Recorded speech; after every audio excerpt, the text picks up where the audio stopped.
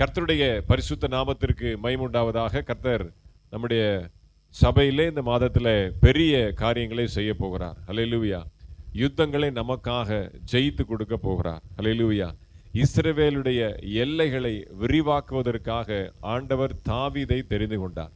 தாவீதை கொண்டு அநேக யுத்தங்களை தம்முடைய ஜனங்களுக்காக அவர் ஜெயித்து கொடுத்தார். ஹல்லேலூயா. சாலமோனுடைய காலத்தில் யுத்தமே கிடையாது. தேசம் அமெரிக்கையா இருந்தது. ஒரு யுத்தம் கூட அவனுடைய நாட்களில் கிடையவே கிடையாது. ராஜா என்றாலே யுத்தம் இருக்கணும். ஆனால் அவனுடைய பீரியட்ல ஒரு யுத்தம் கூட இல்லை. எல்லாத்துக்கும் சேர்த்து அவங்க அப்பா என்ன பண்ணிட்டாரு, யுத்தத்தெல்லாம் நடத்தி முடிச்சுட்டு போயிட்டார். அதனால இந்த மாதத்தில் ஆண்டவர் நமக்கு அநேக யுத்தங்களை ஜெயித்து கொடுக்க போகிறார். அல்லேலூயா. ஏன்னா அதற்குரிய பொறுப்பை அவர் எடுத்திருக்கிறார். ஆமென். அல்லேலூயா. இந்த போராட்டம், இந்த யுத்தம், இந்த தவிப்பெல்லாம் ஆண்டவர் சொல்றது உன்னுடையதல்ல, இது என்னுடையது. அல்லேலூயா. வாசிங்க 2 நாளாகமத்தின் புஸ்தகம் 20வது அதிகாரம் 15வது வசனத்தை நாம் வாசிக்கலாம். சகல யூதா கோத்திரத்தாரே, எருசலேமின் குடிகளே, ராஜாவாகிய யோசபாத்தே, கேளுங்கள். நீங்கள் அந்த ஏராளமான கூட்டத்திற்கு பயப்படாமலும் கலங்காமலும் இருங்கள் என்று கர்த்தர் உங்களுக்கு சொல்லுகிறார்.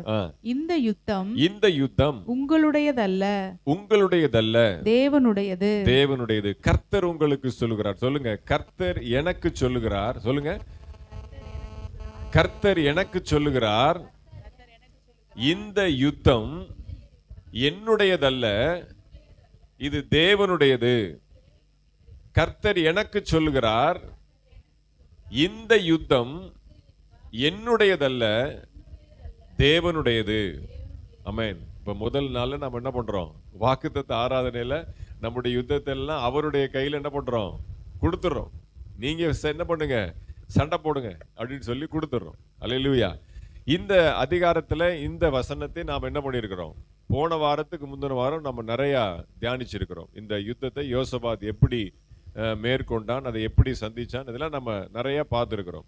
இருந்தாலும் இந்த வாக்குத்தத்த வசனத்தை மையமாக வைத்து அநேக காரியங்கள் இந்த மாதத்துல நாம் தியானிக்க போகிறோம். அல்லேலூயா. ஒரு சில காரியத்தை நான் உங்களுக்கு இந்த நேரத்தில் சுருக்கமாய் சொல்லி இந்த ஜெபத்தை நான் முடிக்க போகிறேன். அல்லேலூயா. ஒரு யுத்தம் ஏற்படுவதற்கான காரணம் என்ன, முகாந்தரம் என்ன? அல்லேலூயா.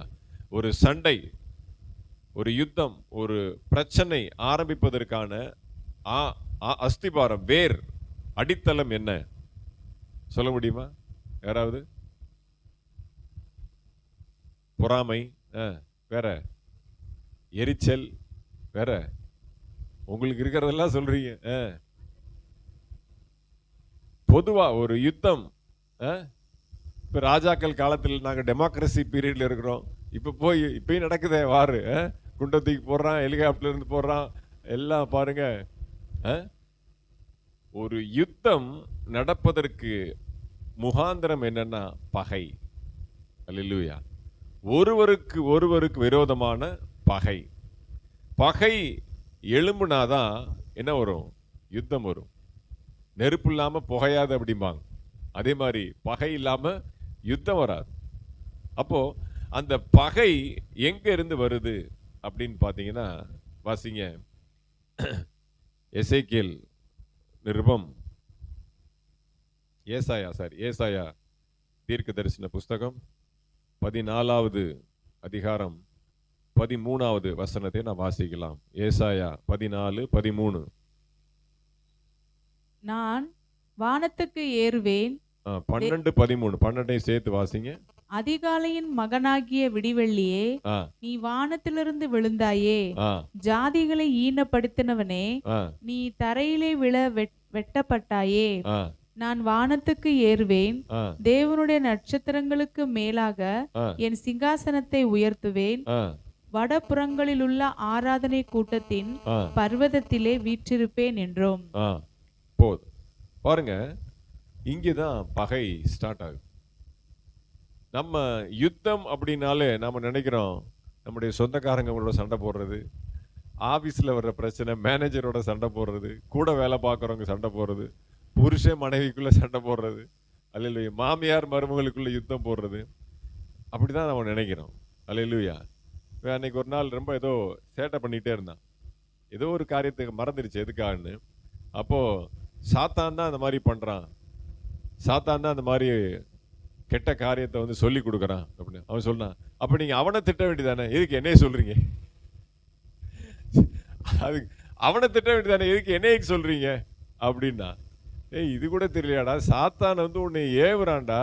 அல்லேலூயா. பேதுருவை பார்த்து என்ன சொன்னார் ஆண்டவர்? அப்பாலே போ சாத்தானே அப்படின்னாரு. பேதுருவை பார்த்தா திட்டினாரு. அவனை தனியெல்லாம் கூப்பிட்டு வச்சு திட்ட முடியாது. அல்லேலூயா. அவன் உள்ளதான் இருக்கிறான்.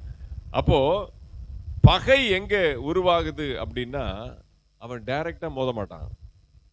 ஆண்டவரோட டைரக்டா மோதுனா அவன் ஏற்கனவே அவன் தள்ளப்பட்டவன். என்ன பாருங்க, வசனத்தை வாசிச்சோம் இல்லையா? அவன் கீழே தள்ளப்பட்டவன். தேவனுக்கு சமமாக தன்னை உயர்த்த அவன் நினைத்த மாத்திரத்துல செயல்படல, சிந்திக்கல. அவனுடைய மைண்ட்ல வந்த அந்த ஒரு தாட் ப்ராசஸ் வந்த உடனேயே அவன் வானத்திலிருந்து கீழே தள்ளப்பட்டான். அல்லேலூயா. அங்க ஆரம்பிச்ச பகை பாருங்க, இன்னைக்கு வரைக்கும் அது புகை விடவே இல்லை, பற்றி எரிந்து கொண்டே இருக்கு. அல்லேலூயா. அந்த பகையினால தான் என்ன பண்றான், நம்ம எல்லாரையும் சிண்டு முடிச்சு விடுறான். பிரைஸ் எல்லாம். அப்ப தேவனை தொட அவனுக்கு திராணி இல்லை, முடியாது. அவர் ஜெயித்தவர், அவர் ஜெய கிறிஸ்து என்று சொல்லி அவனுக்கு நல்லா தெரியும். அப்ப தேவனுடைய பிள்ளைகளை தொடுவதற்கு அவன் என்ன பண்றான், எத்தனைப்படுகிறான். கர்த்தருடைய பரிசுத்த நாமத்திற்கு மகிமை உண்டாவதா. அப்போ ஆண்டவருடைய பிள்ளைகளை தொடும் பொழுது கர்த்தர் இறங்குவார். அல்லேலூயா. அவருடைய நாமத்தை தூஷிக்க பண்ண வேண்டும், அவருடைய நாமத்தை அவமானப்படுத்த வேண்டும். அது எப்படி செய்ய முடியும் அப்படின்னா, தேவ பிள்ளைகளை விழப்பண்ணுகிறது நிமித்தமாக. அப்ப அந்த பகை தான் என்ன ஆயிடுச்சு, ஏதேன் தோட்டத்தில் அவன் ஆரம்பிச்சான். முதல்ல ஆரம்பிச்சது யார்கிட்ட, ஆதாம் இடத்திலும் ஏவாளிடத்திலும் அந்த பகையை அவன் முதல்ல வெளிப்படுத்த ஆரம்பித்தான். ரகசியமாக, தந்திரமாக. அவனுடைய செயல்பாடு எல்லாமே முதுகுல குத்துற மாதிரி தான் இருக்கும், தந்திரமாக தான் இருக்கும். அல்லேலூயா. அவன் நேருக்கு நேராக வந்து யுத்தம் செய்வதற்கு திராணி இல்லாதவன். அதனாலதான் நமக்கு இந்த மாதிரியான வியாதிகளை கொடுத்து, சோதனைகளை கொடுத்து, பலவீனங்களை கொடுத்து நம்ம என்ன பண்றான், சோர்ந்து போக பண்ணுகிறான். அல்லேலூயா. அப்போ அவனுடைய இந்த தந்திரமான காரியத்திற்கு நாம் கொஞ்சம் கூட இடம் கொடுக்காதபடிக்கு நாம் தேவனை சார்ந்து நிற்க வேண்டும். வாசிங்க எபேசியர் நிருபம் 2வது அதிகாரம் 13வது வசனத்தை நான் வாசிக்கலாம். எபேசியர் 2:13.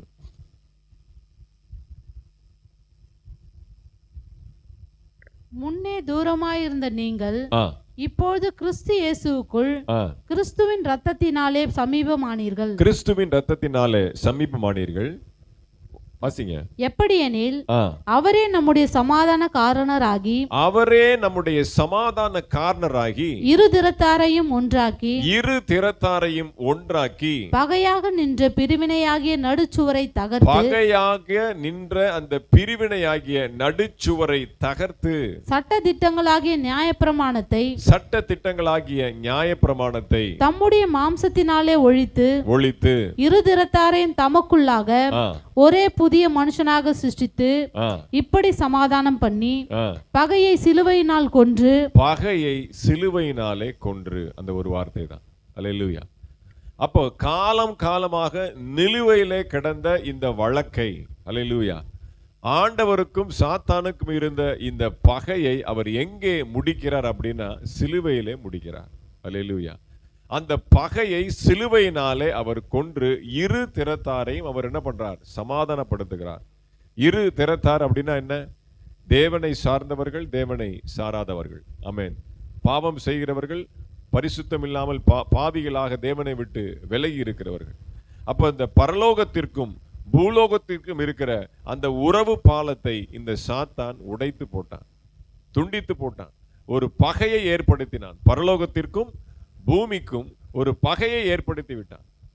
அந்த பகையை ஆண்டவர் என்ன பண்ணுகிறார், அதான் முதல் யுத்தம். அந்த யுத்தத்தை சிலுவையினாலே அவர் கொன்று. அவன் நினைக்கிறான், சிலுவையில நான் இயேசுவை கொன்று விட்டேன்னு அவன் நினைக்கிறான். ஆனா வேதம் சொல்லுகிறது, சிலுவையில இயேசு கிறிஸ்து அந்த பகையை கொண்டு விட்டார்.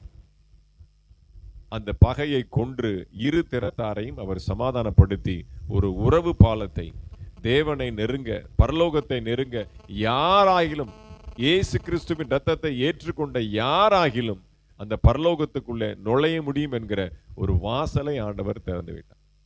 அல்லேலூயா. 1 பேதுரு புஸ்தகம் 5வது அதிகாரம் 15வது வசனத்தை நாம் வாசிக்கலாம். 1 பேதுரு 5:5. 1 பேதுரு 5:5. அந்தப்படி இளைஞரே மூப்பருக்கு கீழ்ப்படியுங்கள். நீங்கள் எல்லாரும் ஒருவருக்கொருவர் கீழ்ப்படிந்து மனத்தாழ்மையை அணிந்து கொள்ளுங்கள். பெருமையுள்ளவர்களுக்கு தேவன் எதிர்த்து நிற்கிறார். பெருமையுள்ளவனுக்கு தேவன் எதிர்த்து நிற்கிறார். தாழ்மை உள்ளவர்களுக்கோ கிருபை அளிக்கிறார். அப்ப தேவன் யாரோடு யுத்தம் செய்கிறார்? தேவன் யாரோடு எதிர்த்து நிற்கிறார்? தேவனுடைய யுத்தம் யாரோடு இருக்கிறது அப்படின்னா, ஃபர்ஸ்ட் அண்ட் மோஸ்ட் என்னன்னா பெருமை. அல்லேலூயா. ஈகோ. அதுதான் ஆண்டவருக்கு பிரியமில்லாது. பெருமை உள்ளவர்களுக்கோ கர்த்தர் எதிர்த்து நிற்கிறார். ஏன்னா அவன் பெருமைப்பட்டதுனால என்ன பண்ணான்? மேலிருந்து கீழே தள்ளப்பட்டான். அல்லேலூயா. அப்ப யார் தாழ்மையாக இருக்கிறார்களோ, யார் கீழ்ப்படுகிறார்களோ அவர்களுக்கு அவர் உதவி செய்கிறார். அப்ப யுத்தம் யாருடையது என்று பார்க்கும் பொழுது நாம எந்த பக்கத்துல நிக்கிறோம்? தேவனுக்கு ஆப்போசிட்ல நிக்கிறோமா, இல்ல தேவனுடைய வலது பாரிசத்துல நிற்கிறோமா? அவர் யுத்தம் செய்கிறார் என்றால் யுத்தத்துக்கு ஆப்போசிட்ல என்னது? எனிமி, ஆப்போசிட் பார்ட்டி இருப்பான். எதிர்த்தரப்பு வக்கீல் அவர் இருப்பார். அப்போ இவர் கவர்மெண்ட் லாயர். அந்த மாதிரி இவர் பரலோக ராஜ்யத்தினுடைய பிரதிநிதியாக பிதாவினுடைய வலது பாரிசத்துல நமக்காக பரிந்து பேசி ஜெபித்து யுத்தத்தை நடப்பித்து கொண்டிருக்கிறார் இன்றைக்கும். அப்ப நம்மிடத்துல பெருமை காணப்படுமானால் இன்றைக்கு நம்ம பார்க்கக்கூடிய ஒரே ஒரு பாயிண்ட் இதுதான். பெருமை உள்ளவர்களுக்கு கர்த்தர் எதிர்த்து நிற்கிறார்.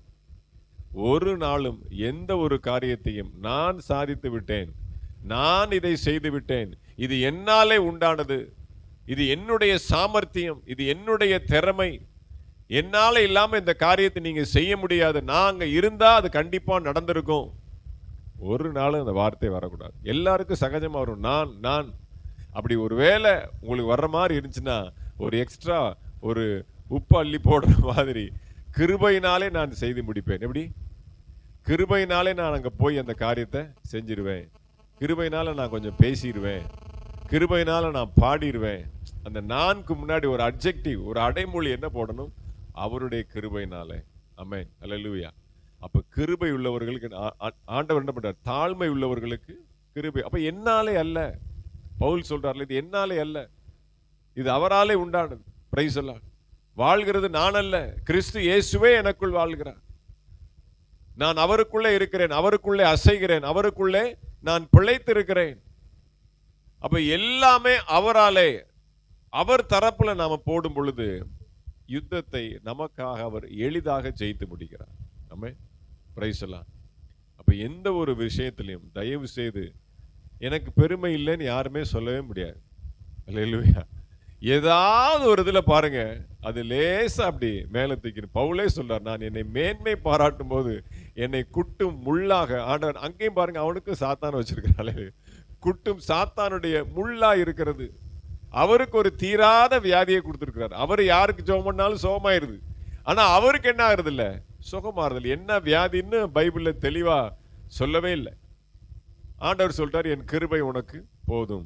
சுகமாகாது, ஆனா நீ பொழைச்சிட்டே வரும். நீ போற இடத்துக்கெல்லாம் போவ, வர்ற இடத்துக்கெல்லாம் வருவ, வேலை நடக்கும், ஆனா உனக்கு சுகம் கிடைக்காது. என்னுடைய கிருபை உன்னுடைய பலவீனத்தை தாங்கும் அப்படின்ட்டார். ஏன்னா அவருக்கு மட்டும் அந்த சுகத்தை கொடுத்துட்டாருன்னா அவரை கையில பிடிக்க முடியாது. அவரு அப்படியே பஞ்சா பறந்துருவார் அவர். அதனால ஆண்டவர் அவரு ஒரு முள்ளு வச்சிருக்கிறார். அப்ப நமக்கு இன்னைக்கு நாம இந்த ராத்திரி வேளையில நாம் மிக முக்கியமாக நாம் இந்த 1ஆம் தேதி இந்த ராத்திரி வேளை நாம் எடுக்கக்கூடிய தீர்மானம் என்ன அப்படின்னா, பெருமை எள்ளளவாகிலும் நமக்குள்ள வரக்கூடாது. ஒரு இடத்துல கூட ஆண்டவராகிய இயேசு கிறிஸ்து தன்னை மிகைப்படுத்தி பேசினதா நம்ம பார்க்கவே முடியாது. அல்லேலூயா. சுய மகிமையை தேடுகிறவன் ஒரு நாளும் பிதாவினிடத்துல வரான். அல்லேலூயா. சுய மகிமையை தேடுகிற யாருமே ஆண்டவருக்கு பிரியமில்லாதவர். அவர் எல்லாம் பாருங்க, பிதா எதை சொல்லுகிறாரோ, பிதா எதை காண்பிக்கிறாரோ அதை குமாரன் செய்கிறார். அங்க இருந்து என்ன கட்டளை வருது, அப்ப எல்லாத்தையும் பாருங்க அவர் மேல மேல மேல அப்படின்னு சொல்றார். அப்ப நாம என்ன பண்ணணும் அப்படின்னா, அது நமக்கு கொடுக்கப்பட்ட திருஷ்டாந்தம். எப்படி நடந்து கொள்ள வேண்டும் என்கிற ஒரு திருஷ்ட. அவர்தான் பிதா, அவர்தான் குமாரன். ஆனா நமக்கு பாடத்தை புகட்டுவதற்காக தன்னை மேன்மையாக, தன்னுடைய மாம்ச சரீரத்தை மேன்மையாக வெளியில வந்துடக்கூடாது அப்படிங்கிறதுக்காக அவர் என்ன பண்றார்? ஒரு நாளும் பெருமையாக அவர் பேசினதே இல்லை. ஆனால் அவர்தான் பெருமைக்கு, அகந்தைக்கு ஏற்றவர். ஆமென், அல்லேலூயா. இந்த நான் அப்படிங்கிற வார்த்தையே அகங்கார சொல் அப்படிம்பாங்க, ஓம்கார சொல், அகங்கார சொல் அப்படிம்பாங்க. நான் அலையிறியே அப்படின்னு சொல்லுவாங்கல்ல யாரா இப்படி பேசுனா. அப்ப நானே அப்படிங்கிற வார்த்தை தெய்வீக சொல். அந்த போர்டில் பார்த்தீங்கன்னா ஃபுல்லா அந்த நானே அப்படிங்கறத ஃபுல்லா நம்ம போட்டிருப்போம். அத மனுஷன் பேசினான்னா அருவருப்பா இருக்கும். நிறைய பேர் பேசுவாங்க, நான் பார்த்திருக்கிறேன் பெருமையா. அது கேட்டாலே நமக்கு அருவருப்பா இருக்கும். ஆனால் கர்த்தர் அந்த வார்த்தை, நானே உன் பரிகாரியாகிய கர்த்தர், அல்லேலூயா, நானே உங்களை பரிசுத்தமாக்குகிற கர்த்தர், அந்த வார்த்தை அவருக்கு மட்டும்தான் சூட்டபிள் ஆகும். ஆனாலும் அவர் மரண பரியந்தம், சிலுவையின் பரியந்தம் தன்னை தாழ்த்தினார். தேவனுடைய குமாரன் என்பதை கொள்ளையாடின பொருளாக எண்ணாமல், பரலோகத்திலிருந்து வந்ததை தேவனுடைய குமாரன் என்பதை அட்வான்டேஜாக அவர் எடுக்காமல், அல்லேலூயா, அவர் நினைச்சா எதனாலும் செய்திருக்கலாம். ஆனால் அதை கொள்ளையாடின பொருளாக எண்ணாமல் சிலுவையின் மரண பரியந்தம் தன்னை தாழ்த்தினார். ஒரு நாளும் அவர் பெருமைக்கு இடம் கொடுக்கவே இல்லை. அதனால நாம் ஆண்டவருக்கு ஆப்போசிட்ல நிற்கிறவர்களாக இருக்கக்கூடாது. அவருடைய வலது பாரிசத்துல நிற்கிறவர்களாக நாம் காணப்பட வேண்டும். அப்ப நாம் கீழ்ப்படியும் பொழுது அவர் நமக்கு கிருபை கொடுக்கிறார். நாம் பெருமை கொள்ளும் பொழுது எதிர்த்து நிற்கிறார். அந்த யுத்தத்துல நாம் என்ன ஆயிரும்? அவருடைய ஆப்போசிட் பார்ட்டியாக நாம் மாறிடுவோம். அது ஒரு நாளும் இருக்கக்கூடாது. அது சாத்தானுடைய பங்கு. அது நமக்கு வேண்டாம். நாம் தேவனுடைய பிள்ளைகளா இருப்போம், தாழ்மையா இருப்போம், பொறுமையா இருப்போம். கோபம் வந்தாலும் பாவம் செய்யாது இருப்போம். அப்படிதான் வேதம் சொல்லுகிறது. அதனால கர்த்தர் நமக்கு அப்படிப்பட்ட கிருபைகளை இந்த மாதத்திலே தருவாராக. எல்லாரும் கண்களை மூடி நாம் ஆண்டவரை நோக்கி பார்க்கலாம். பிரைஸ் எல்லாம்.